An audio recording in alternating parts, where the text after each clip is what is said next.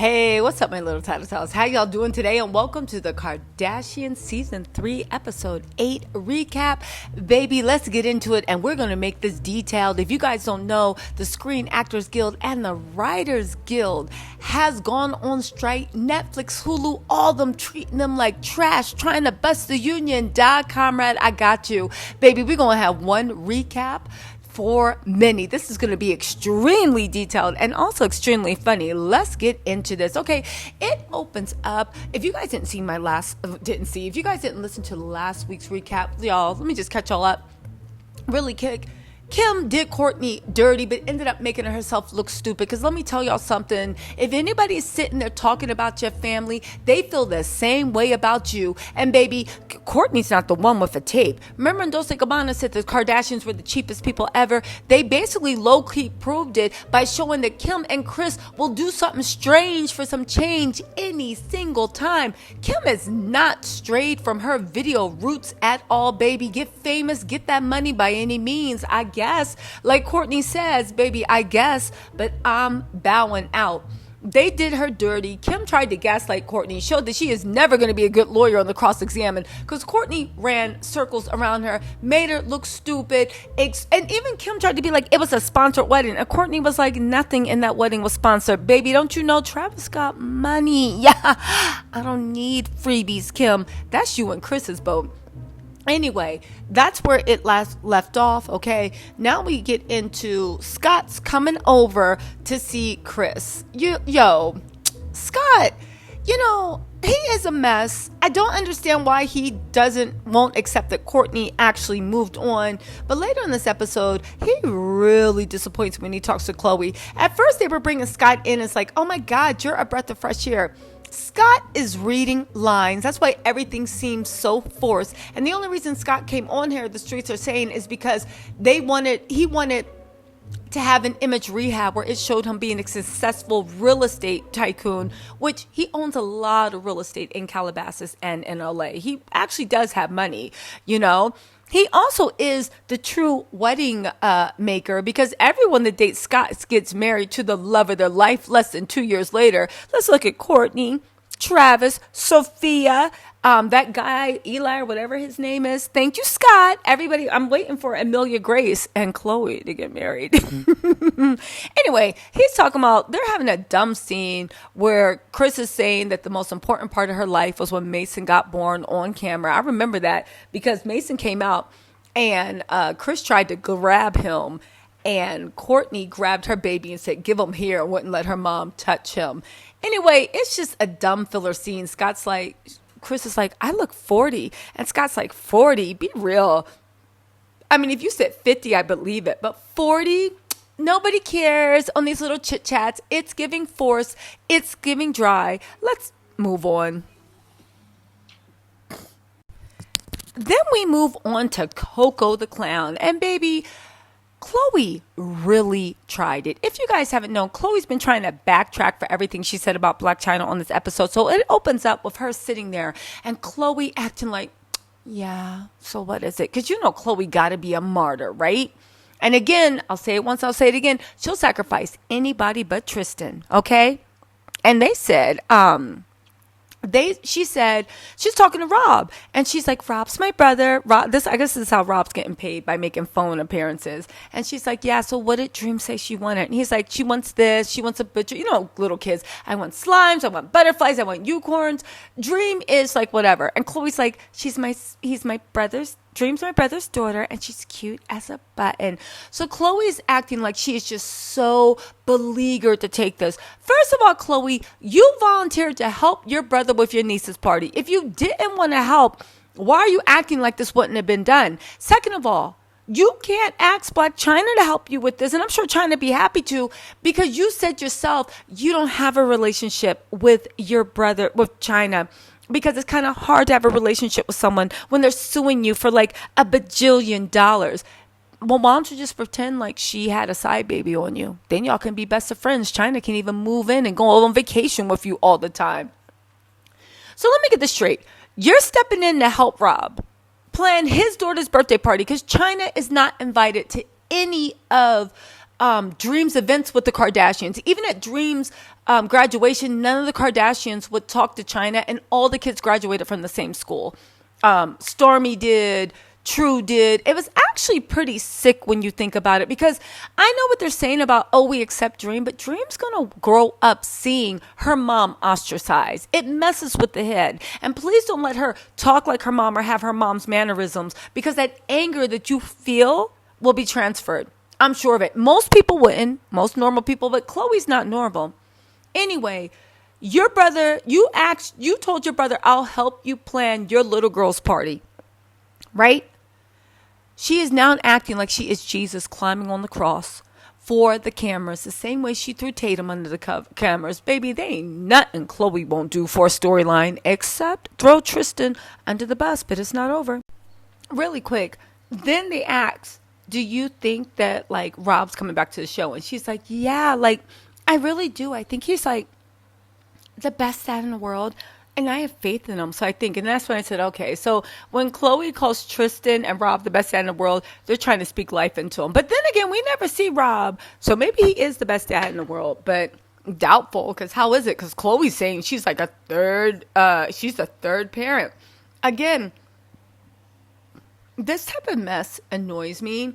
Khloe annoys me. If you say you're going to help, then help with a light heart and a happy spirit. Don't sit here and act like after you said you can help. Because let's be real. Rob has access to the same party planner you do.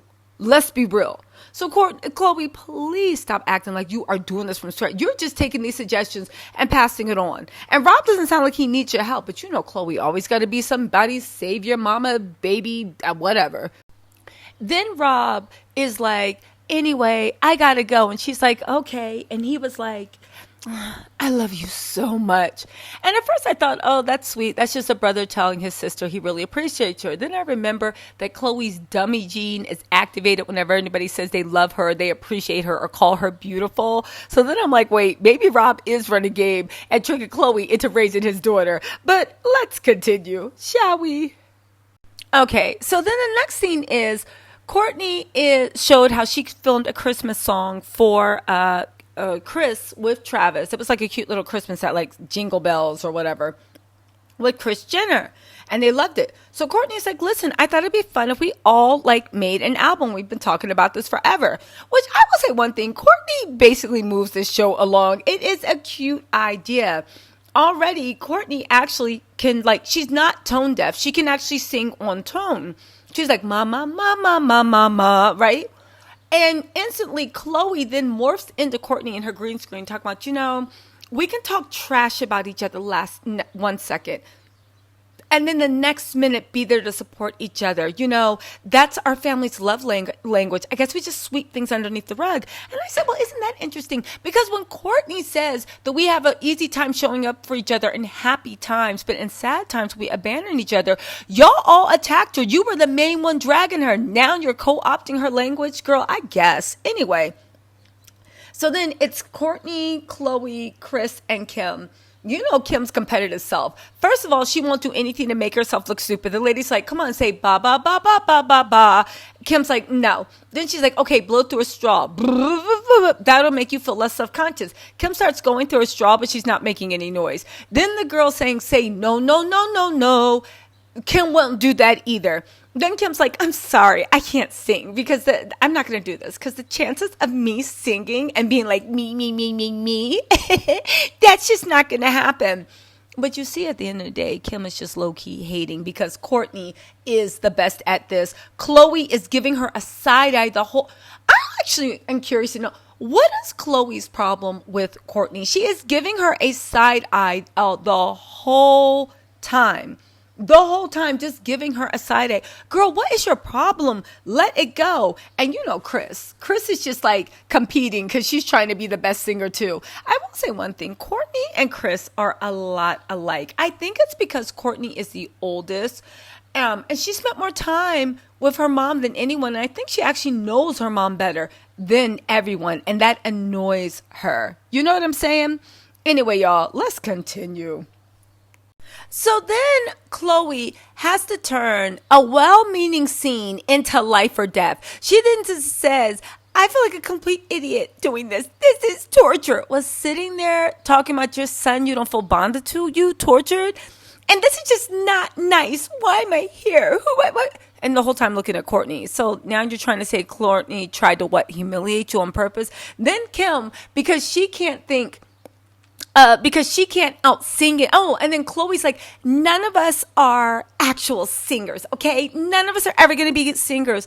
Kourtney has a voice. Your mom has a voice. Speak for yourself. Khloe actually can carry a tune too. I'm not saying she's going to be Celine Dion, but she's not tone deaf, but she's too self-conscious. Kim's the only one that sucks at this. Kim's talking about because she can't out-sing or be the best. She tries to remove the goalpost and be like, instead of practicing singing, why don't we come up with a plan as to what we're actually going to sing? And then maybe, Kim trying to take control. And Kourtney is like, okay, but I texted y'all and said, what type of song or what do you want to sing? And no one got back to me. So then we skip straight to the voice lessons. Like, I don't understand. What's the problem? I'll tell you what the problem is, Kourtney. You're happy. They're not. End of story. Let's move on. So then Kim exposes herself to be the ultimate competitive hater. She excuses herself. This is a fun family song, and the whole fun of it is to be a fun family group activity. Nobody cares, but Khloe and Kim are turning into a competition. Kim says she has to go to the bathroom, goes out to call Babyface. Girl, nobody cares that you know Babyface. And she's like, okay, so we're doing this thing and we're doing vocal exercises. Really not my thing. I hate it. So I was thinking, wouldn't it be funny if I just say, okay, forget it. I'm just going to go work on it on my own. Everybody thinks I'm going to be bad. And then I submit a song on my own that just sounds amazing. And you're going to help me, obviously. But I think that would be us. And I'm like, wow, Kim can turn even the most lighthearted jokey thing into a competition with her incessant need to be the best. God. So anyway, she's like, I know, but what song should I do? And Babyface was like, for the fun of it, I think Santa Baby would be good for you. Good job, Babyface. He basically told her, you don't have any talent, you can't sing, but you can be like, Santa Baby, hurry up the chimney tonight. Hooey. You know that song, right? So I'm just like, this is just so... God, Kim ruins everything. And the fact that every single time Kourtney's having fun with something, if she's good at it, they hate it. They act like she's hurting them. It's weird. So then Kim's like, yeah, I'm getting a song produced like Babyface. It's going to blow everybody away. She walks back into the room. Chris does what anyone that actually is not in competition with their family would do. She calls Babyface on speakerphone. And she's like, hey, we're thinking about doing a song. What song would you suggest? Maybe you could help us with. You see how that works, Kimberly? Now, I know this is probably scripted, but on the other hand, judging by Khloe and Kourtney's face, it was not scripted. And this is anatomy of what happens when you're not competing with your sister. Let's move on. Okay, then we cut to a nonsensical scene with Scott sitting there with Khloe and Kim talking about some... Oh my God, all the rumors you guys, people are making up about you online. Are you going to talk about the real stuff? You're talking about people saying you're witches and Khloe has built-in hands and all this other stuff. Baby, forget about those chicken feet that Khloe got attached to her arms. Can we talk about the Ray J? Can we talk about you, Scott, messing with 18-year-olds, being drunk, flipping your car? Kim, and then Kim has a nerve to say, oh my God, I'm sick of this. Can any of the men in our lives defend us? You mean the same people you tried to destroy? Every man that tried to leave you, you tried to destroy. Why would they turn around and defend you? Baby, you had that with Kanye and you didn't even want that. Then Scott, and again, Scott's role here is just to say lines. Hey, Khloe, I heard Tristan's looking for a house in Hidden Hills. And Khloe's like, he is. And Scott's like, did you know that? And Khloe's like, I knew he was looking at a house in Hidden Hills before. I just didn't know.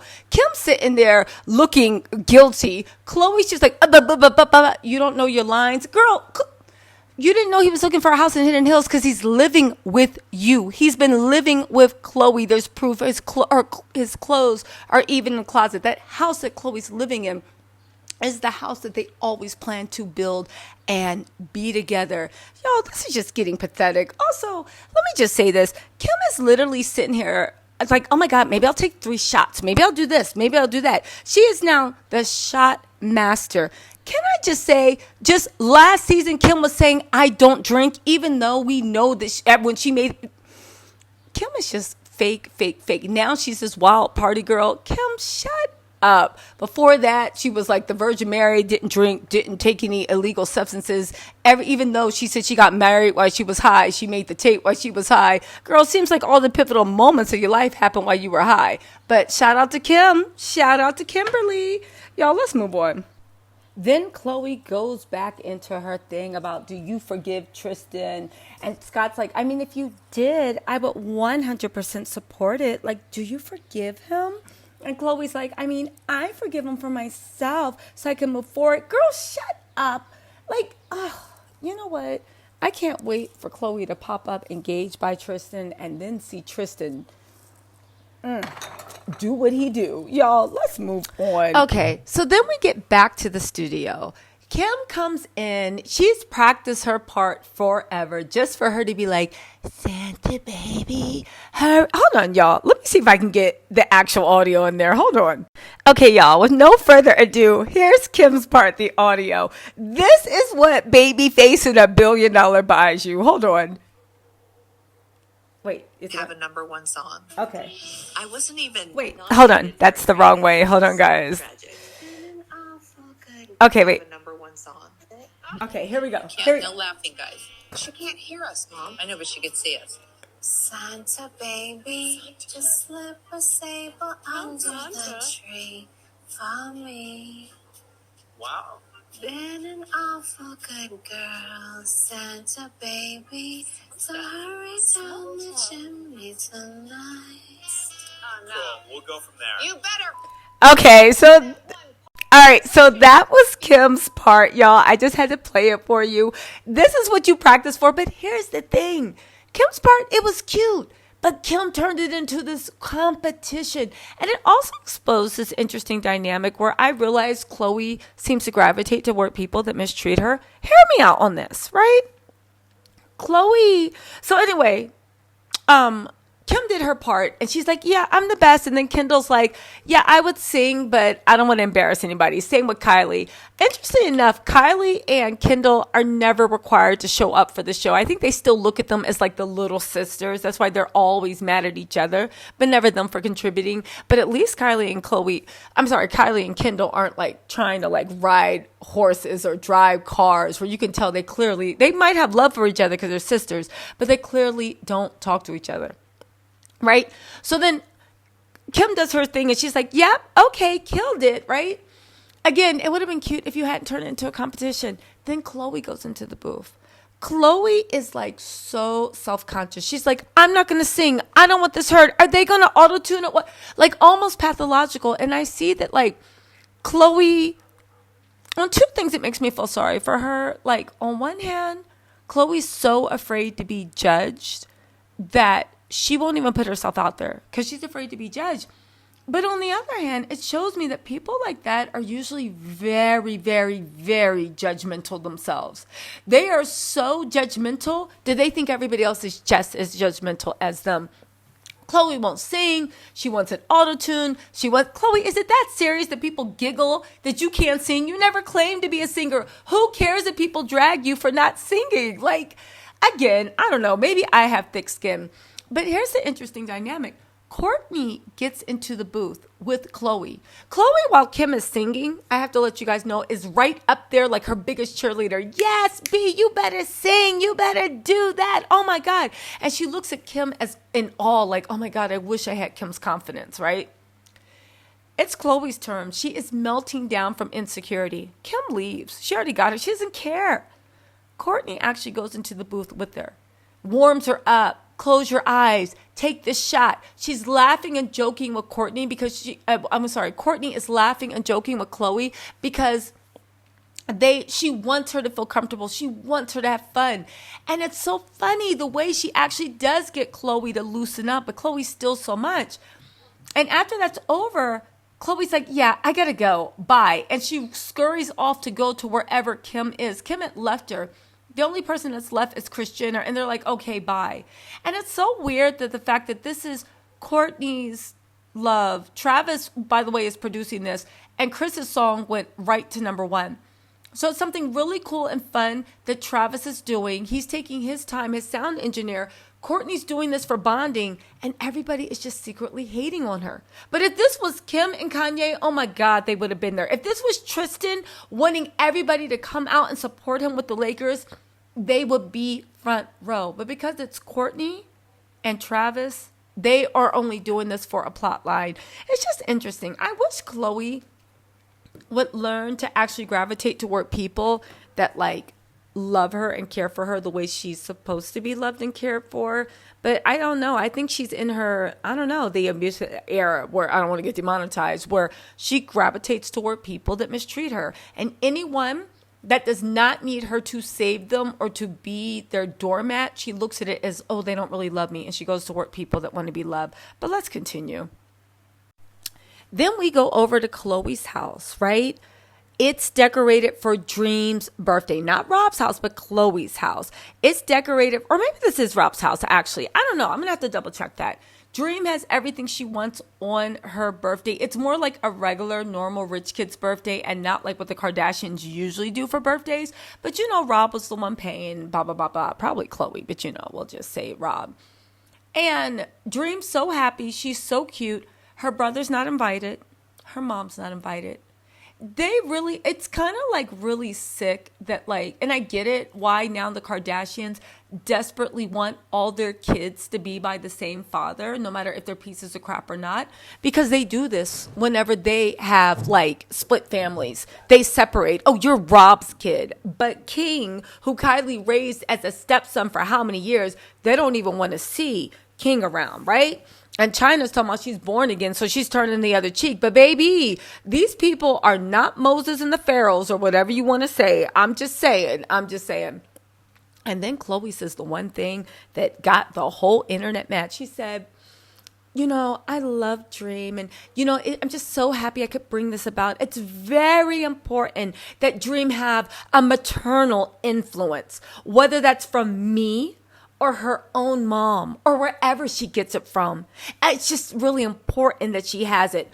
Khloe, you need to shut up, sit down, and go check on Tatum. What the F you mean, whether it's from me or her mom? Like, her mom is not 100% always stepping up. As a matter of fact, the only reason you had to throw this birthday party for her was because of Rob. And you filmed this birthday party. You should claim it on taxes, baby. We all know the social media hustle. Y'all didn't know that? Anything that you see your fave showing, doing in their life, if they do it enough like this and say they're using it for content, they can claim it. So on top of that, you use Dream's birthday party as a write-off. Khloe ain't ish for that. And it's crazy to me that she would have about to say Dream needs a maternal influence. Why didn't you? And the funny thing is, Dream needs a paternal influence. Where the F is Rob? She's over Dante, that daddy, auntie Khloe's house. Where the F is Rob? Honestly, this makes me so mad that she would be so disrespectful. And it's kind of like, at the end of the day, Khloe, let's be real. You didn't have to pay Blac Chyna a dime. Yeah, she sued you for $100,000. Your brother also laid hands on her. Your brother was mentally and, according to her, physically abusive. And she stood up for herself. And what did you do because of that? And y'all tried to get her fired because of that. Y'all wanted her to lay down because y'all were mad. And you trademarked the Kardashian name so she couldn't actually have her husband's last name. And y'all did all this other messed up stuff to her. Called her stupid ghetto trash. All this stuff. This is after Kylie stole her man. And you helped her and scoffed. And you had the nerve to be like a maternal influence, y'all. Khloe is dangerous to me. Again, Khloe is the example. Weakness does not equal kindness. And sometimes the weakest things are the most vicious. I'm just saying, but let's keep going. So then Kris comes on screen and she's like, Khloe is really the most loving, the most firm, the most funny. She's the best mother. And if you have Khloe for your auntie, baby, you're doing good. Yeah, that's right, Kris. Even Kris knows boundaries. As much as she can't stand Blac Chyna, she knows not to say the smart stuff. But I will say something, and this is why Khloe is always going to be the cleanup girl. You let Khloe say this. you have executive control. You have editing. You knew how it was going to come across. You let Khloe take that L, right? To say what the whole family thought. And then Khloe's on her own getting the backlash. Khloe is a dummy. And then Scott comes in. Hey, how you doing? Okay. Again, Khloe is so easy to manipulate. All you have to do is just breathe words of affirmation into her, even if none of your actions say that. Khloe, I think you're the best person, but I disrespect you. Khloe, I think this, but I treat you like crap. Khloe, you're so beautiful, but nobody wants to do. Like, you know what I'm saying? All you have to do is breathe words of affirmation into her. And even if you're the person that's hurting her, and as long as you say the right thing, she doesn't really care about your actions.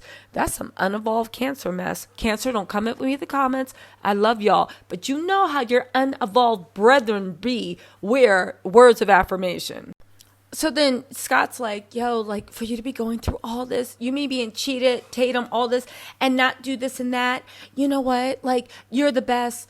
She's like, yeah, I'm basically like a third parent. The funny thing is, I see why Blac Chyna was like, you know what? Let's stop this negativity, Khloe. Because Khloe thought she was dragging Chyna. Well, really, she was dragging Rob, saying, I'm going through all this stuff. And I literally am like the father, the co-parent to Dream, because Blac Chyna does what she's supposed to do. This was a drag to Rob when he was like, no, but you know, she's like, no, I'm just like the third wheel, like a third wheel parent. And he's like, no, you're the wheel that makes the car move. No, you're not. You're Rob. You're the father. And the fact that Khloe treats Rob like he's some poor single father that's in their teens that doesn't know what to do when he is a grown man that is just shirking his responsibility. And another thing, Khloe, it's great what you're doing, but I see through this. You're using Dream's party and you being the best aunt and sacrificing as a storyline because Khloe needs to be a victim / martyr / savior. And you know what? I'm over it. Let's keep going. So then we get to Kourtney. Ooh. Then we get to, God was like, no, get the name right. Then we get to Kourtney. She's back with Travis. And you know what? It makes me so mad the way the Kardashians treat Travis. He's literally getting ready to go on tour. He had to go to James Corbin. He's doing all this. As a love for his wife, he's making a family song that they were just like, I don't want to do this. This is the worst. I don't want to do this. I don't want to do this. He's taking time out of his schedule to make that song, remix it. And then Kourtney had a great idea that was like, you know, can we get the proceeds to charity? And he's like, of course, babe. Then he's teaching her how to play drums all before they go on the show. I will say one thing. Travis and Kourtney are so wholesome and so loving and just so, like, even every time the camera's on Kourtney, like, it gives me old school Keeping Up with the Kardashians where, like, yeah, there's drama, but there's also really cool stuff. And I think the reason Kourtney shines so much, and I'm being serious, is because, again, Kourtney makes having money look fun. She makes being rich look fun. She makes having a rock star husband look fun and lighthearted and all these cool things. And it's just like nice to see like a healthy relationship with a loving, protective, guiding, supportive man that makes time for you no matter what. Remember how Kim literally divorced Kanye because he wouldn't spend time with her. Khloe's always crying. Tristan doesn't have time for her. But then you say that Travis is a stalker, or not stalker, but Travis is like overbearing because he wants to spend so much time with his wife and his kids and her kids and their family. And Travis, everybody has said, even Tiana, you know she's Travis's stepdaughter, Oscar de la Hoya's actual daughter. And he was like, yo, I got to give up to Travis. He's such a good guy. He stepped up. He was a father. And he gave him props. Everyone that knows Travis says that he is salt of the earth. He is a good person, kind heart. The Kardashians are the only ones that have a problem with them. And they have a problem with them because they made Kourtney happy. And once she was happy, she was able to step back and look at this nonsense. Man, yo, Kourtney did well. Kourtney did well. And get this. I know I'm not done. Travis is there. And he's about to go on the show. And Justin Long and all these people are like, can we get a picture of Travis? Because Blink-182 is big in Gen X. Big with millennials. And I think Gen Z is starting to catch up on it, right? But Blink-182 is like, you talk about Kanye. Yeah, he moves the masses in the clothing and this and that. And he might have millennials and Gen Z. But baby, Travis is a certified rock star, and he's the only big draw that the family has. People are taking pictures. He's so tired. He's doing all this stuff. He's still making time for his fans. Yo, he's a good dude. Anyway, we're at everybody's house. We're at the family house in Palm Springs, and Kourtney is demoing the Deck the Halls Christmas album. It's cute. Everybody sounds a mess, which is to say they sound cute. I don't understand the Kardashians. Like, there's nothing cuter than, like, people that can't sing in my book singing over Christmas. It's so wholesome, right?